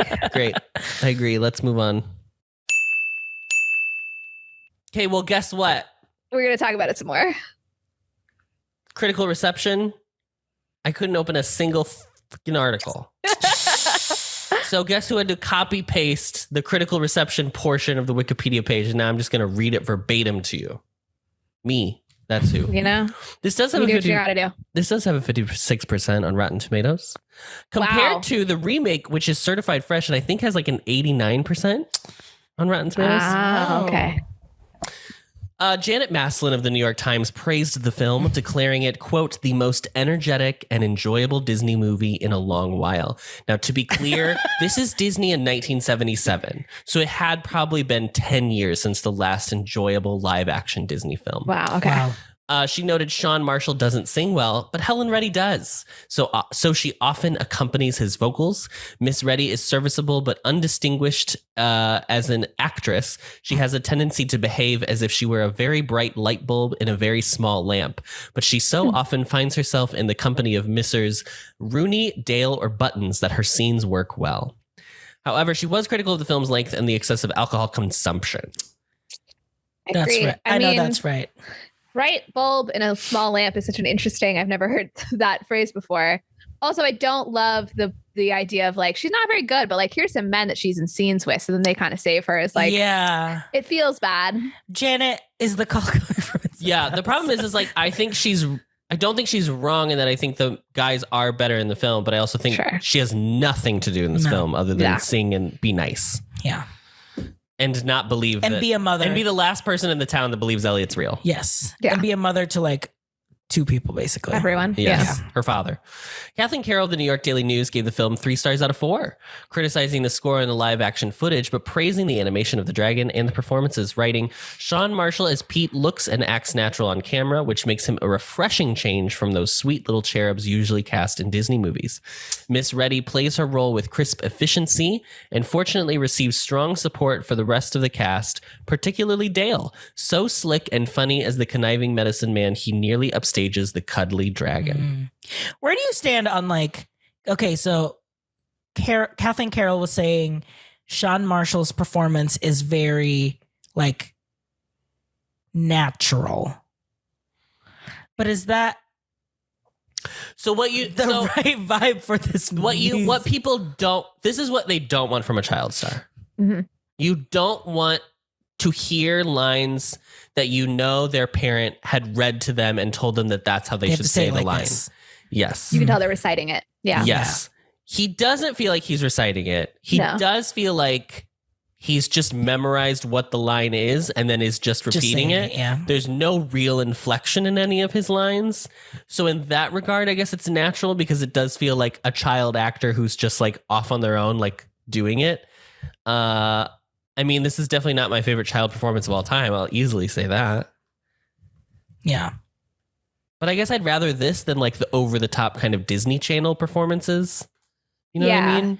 I mean, I'm not like against child actor. I feel like there are some people who have a really strong reation of like, they assume they're going to dislike anything that has a child actor in it. I don't feel that way. Yeah, me either. I wasn't even really aware of him letting me down in this film. I just know that I didn't care about anything that was happening, and it's hard not to feel like he might have been a part of that equation. Yeah. Where do you stand on it? I'm always curious about what people think, because I feel like, people either like love or hate child actors. And I can't always distinguish, like, do you hate them because they're like precocious? Because like, and you don't, that's the other thing, you don't want them too saccharine sweet either. You don't want it to be like a perfect, which she calls a perfect little cherub. Yeah. That's why 84 Annie is so perfect. She's, rough. Let me at him. That's like a little bit of, I think, what the charm is in Mary Poppins is both of those kids, Jane and Michael. Michael specifically is a little like sour in a kind of cool, fun way. Because the boys get to be, while the girls do have to be sweet. Or mothers to their younger brothers, brothers, or mothers to their parents, even. Yeah, which is what happens in Mary Poppins Returns.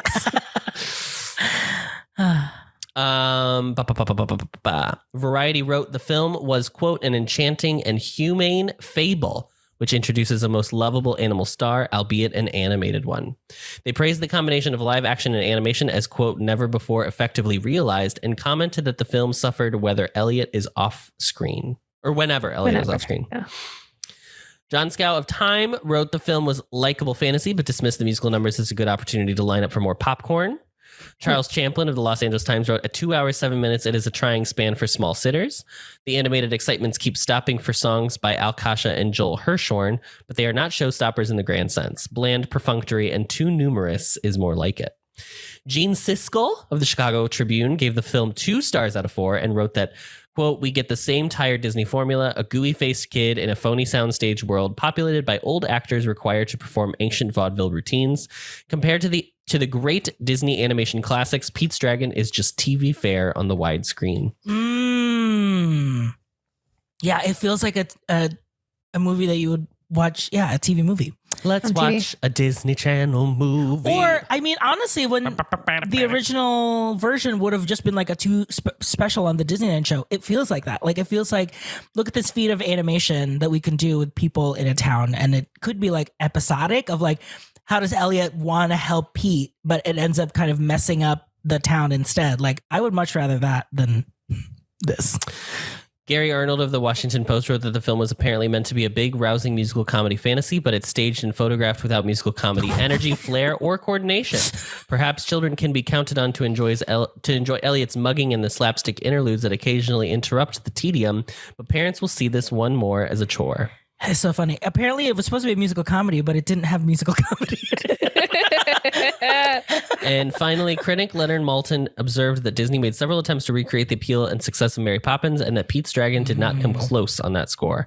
However, he added that it might please children and that, quote, the animated title character is so endearing that it almost compensates for the live actor's tiresome mugging. Jeez. I think this, what else did we watch in the 70s? This is like late Cabaret. 70s though. Xanadu's 80, I think. Yeah, right. I thought Xanadu was like 79 technically. I think Grease is 79, Xanadu's the year after. Xanadu like Cabaret. filmed 79. Cabaret is the other one I've seen. Which Cabaret. that Money song, I was like, did somebody watch Cabaret and then write a worse version of Money Makes the World Go Round? And Bedknobs and Broomsticks is 71, so it's definitely early 70s. I just think this is very interesting because the 70s is a massive cultural shift in terms of like Hollywood and how they start making movies because like this movie, Pete's Dragon is running the same time Star Wars, the original movie, is in theaters. Okay. Which like... just the fact that those 2 films came out at the same time is like almost mind-boggling. You know what I mean? Yeah. And there's so much change in the way that like because the Hays Code was finally like officially really dropped in a real way, like that you start getting auteur directors in the 70s and you have like really interesting films starting to be made. But then you have stuff like this where it feels like people are just trying to cling on to like the squeaky clean 50s, 60s Hollywood that was like already starting to like kind of fade away.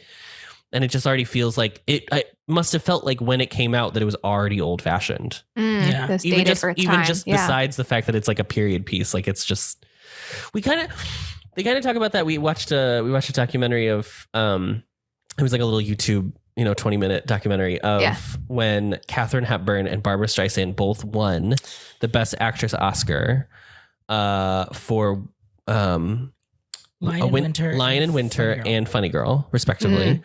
And that they're both like Lion in Winter was this new in the 60s. There was all the like the Beatles had come over and they had started the like British invasion of like just all things British. And so that's kind of what that was, even though Katharine Hepburn is not British, the movie is very British. And so that was kind of new and not avant-garde, but like nouveau in that way. And Funny Girl felt like just a big budget musical from like 10 years before. And so it was like Hollywood kind of like clashing with like what they love versus what audiences are like starting to be more interested in and like how to kind of reconcile those things. This feels like the end of that era where it's like, yeah. Was Camelot 70s?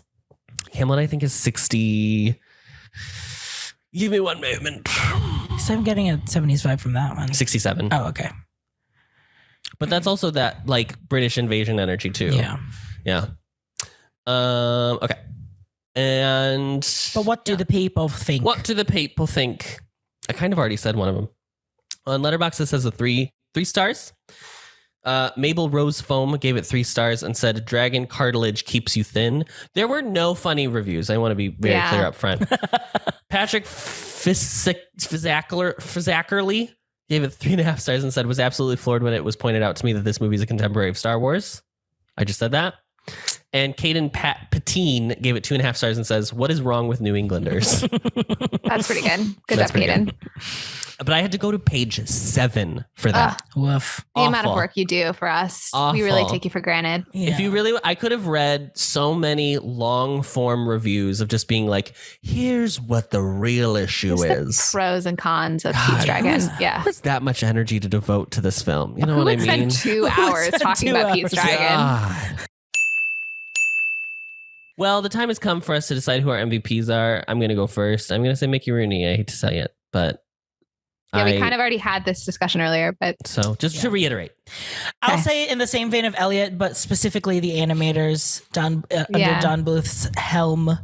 I think someone said that they popped their pussy on the animation. Ron Miller said I think Ron Miller said that. Yeah, so I gotta give it up to them, and also unionize. I will say, if this movie, if you did not see Elliott, like if it was fully like he's just, which was the first original idea, was that you would never see him invisible, and you just see like tricks and whatever. Yes, no, girl, boot already. The one thing that saves this movie truly is the animated in the real world thing. Yeah, and how cute. Which Elliott has saved this company more than once. And it's funny, like, because Elliott's personality, I didn't expect him to be as like goofy as he was, because the movie felt so not goofy that it was kind of like a fresh, it was fresh that he was like bumbling in that way, and that he really wants to like make Pete feel good, but like he just can't help like being so big and destroy things. I think it's also very smart that he's not able to speak, so then they have to do everything with like just with physicality. Physical comedy. Absolutely, yeah, totally. Molly, my like traditional answer is red buttons, but I already talked about that, so I'm gonna give it to the foghorn. Oh yeah, great performance. The drama of that big amplified. I saw it and I couldn't figure out what it was at first, and I was like, "Is that just like a big megaphone so you can go out to boats? You can tell ships, like, hey, over here, there's rocks here." Which I guess is what foghorns are. It's just instead of a person, you have to say it. It's a horn instead. But I enjoyed. It made me think of Mike from The Wiz. The big Mike, our beloved. This could be a good nominee. Okay, maybe a category, but an oversized audio piece I find delightful. Mm-hmm. Yeah. Molly, do you even have a closer? You know what? I've been busy, everybody. So let's just. Here's my closer. If you were on a flight, what movie would you download to watch? No, my closer is, if you had an imaginary animal friend, what animal would you pick and why? I'm gonna step it up. I'm gonna do something this movie doesn't do, and I'm gonna raise the stakes on that. Oh, okay. I'm gonna say, what mythological animal? It's gotta be mythological. Yeah, it's gotta be something that is no dogs. Just a Wheaton Terrier. They're just lovely. We almost got, when we got my old dog, which is a Kerry Blue Terrier, we almost got a Wheaton. That was like the second runner up for a breed. If we were doing real dogs, I would do a Shiba Inu with the little scarf. You know, the Shiba dogs we like instead. Yeah. A mythological creature. I think this is like a bad answer, but it's also a great answer. I'm going to pick a Sphinx. I want a mythological creature friend who, when I talk to it, it doesn't really help because it won't like fully give me an answer. Yeah, it'll ask you riddles. Yeah, but it's like curious and fun to be around it. You know what I mean? Yeah. I want it to be a creature that it's not around all the time. It's an every once in a while thing. But I never know if I open the door and my Sphinx is just there, and it's like, and you tell me who has 4 feet in throwing in. 2 feet.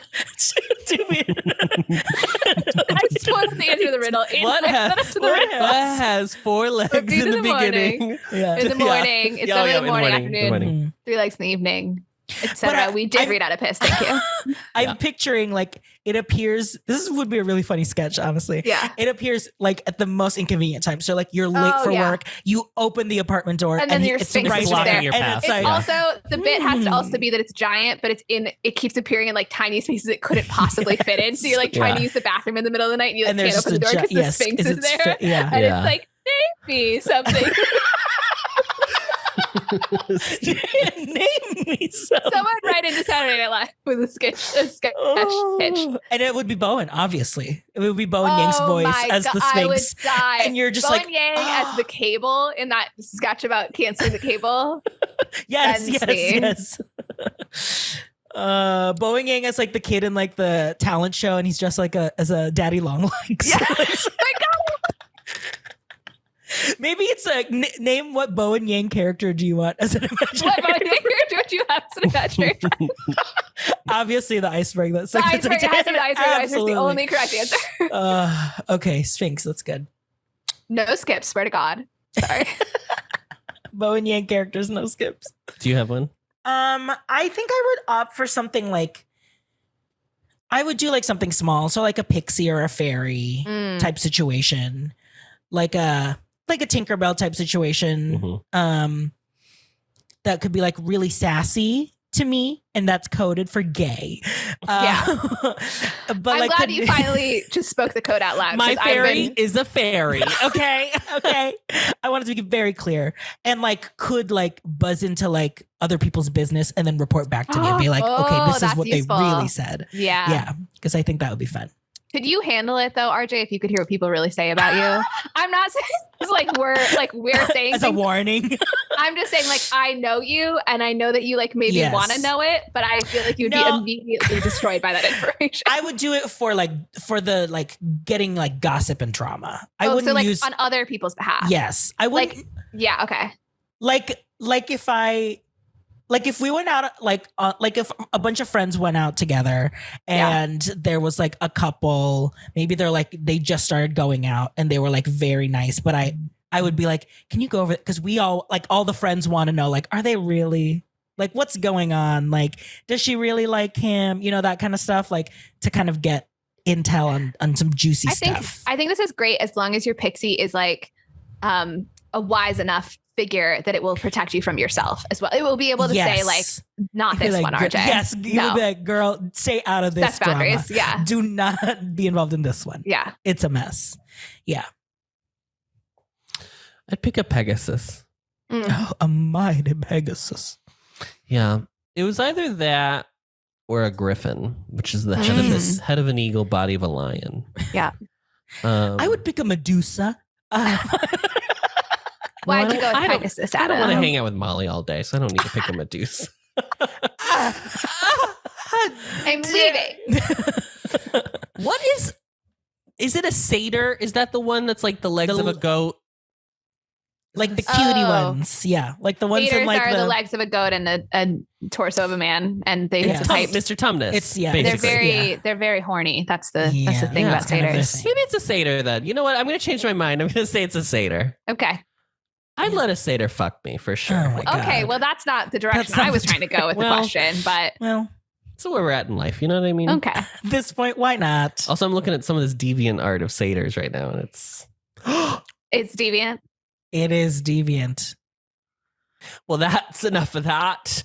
Thank you so much for listening to yet another gorgeous episode of the show. And tune in next time when we're gonna do our last film of the season. You started in a very indeterminate accent, but I feel like we're settling into Scotland there. Yeah, Tracy Turnblad. Fully. Baltimore. RJ, was there something you wanted the listeners to do in terms of Showgays? So we've got one more episode left, and then it is Adam's favorite time of the year. It is the Showies Awards. The favorite season awards. It'll be the Showies. So we'll do Willy Wonka. The Wonka for the next episode, and then we will do the Showies. Another 70s musical. They are really ending strong. At the show notes of this episode, you'll see a Google form. There will be opportunity for the audience to nominate an award Like if you want to be like, I want a category. Yeah, a category. I want them to decide who's, like the biggest dick of the season. I don't know, whatever. Physically and emotionally. So you can enter that. And then we will do a audience favorite, the Ensemble's Choice Award, where you get to vote your favorite episode of Showgays. Not necessarily like the movie, but like wholly the episode of us talking about that movie musical. So okay. So if you want to suggest a category for an award, you can. That is the way to do it, is through that form. Yeah. So the link will be below, and then it'll be Showies, baby. We're so excited. We've been compiling awards throughout the year, so we're so I can't wait to. It's going to be it's going to be another wonderful showing at the Showies. We have stars of all kinds who are coming out to attend. The Writers Guild is done striking, so they're able to write jokes for us. Yes. It's really going to be the social event of the season, really. So really, never forget. Yeah, so that'll be buy your hats now. The hats that you're going to wear while you listen to the Showies. Maybe there will be a Milliners Award for best hat of the season. You never know what can happen at the Showies. Never know. Yeah. The categories are never the same. And that's what they say at the Showies. Expect the unexpected. Expect the unexpected. Yeah. I say that every year. Yeah.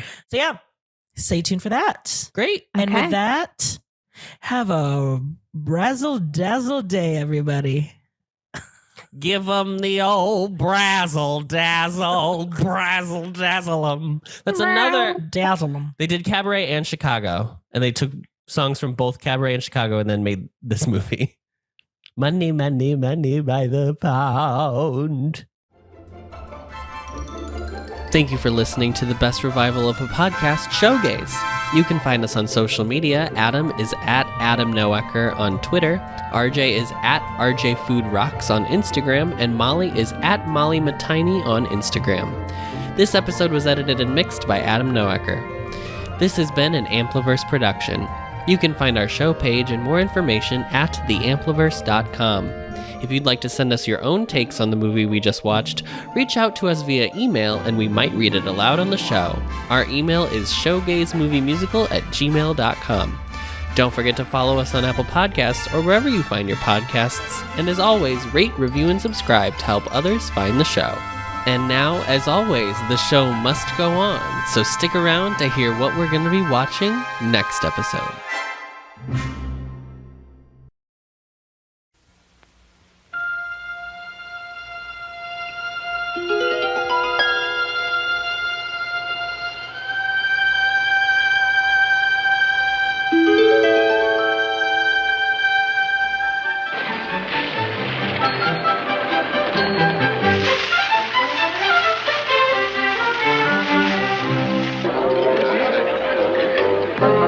How does it make you feel to be the first golden ticket finder? Henry! Mike, the country wants to hear from you. The world is waiting. Can't you shut up? I'm busy.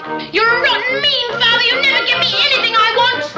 And I won't go to school till I have it. Violet. Cool it, Mother.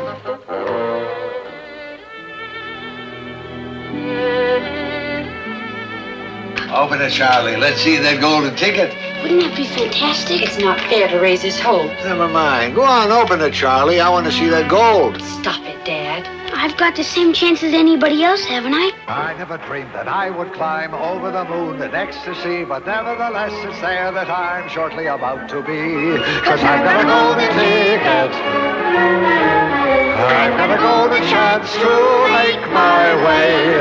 And with a golden ticket, it's a golden day.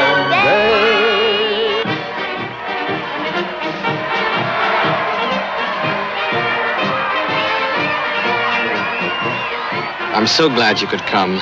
This is going to be such an exciting day.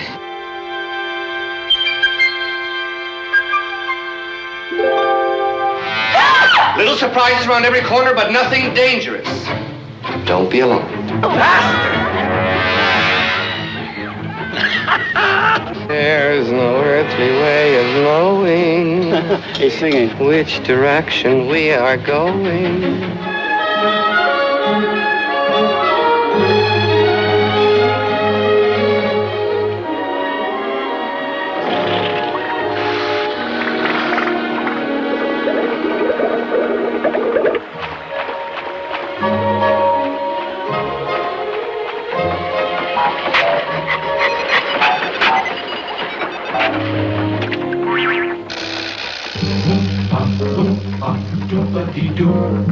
I've got another puzzle for you. Oompa, loompa, doompa da dee. If you are wise, you'll listen to me. Who do you blame? The kid is a brat. Blaming the kid is a lie and a shame. You know exactly who's to blame.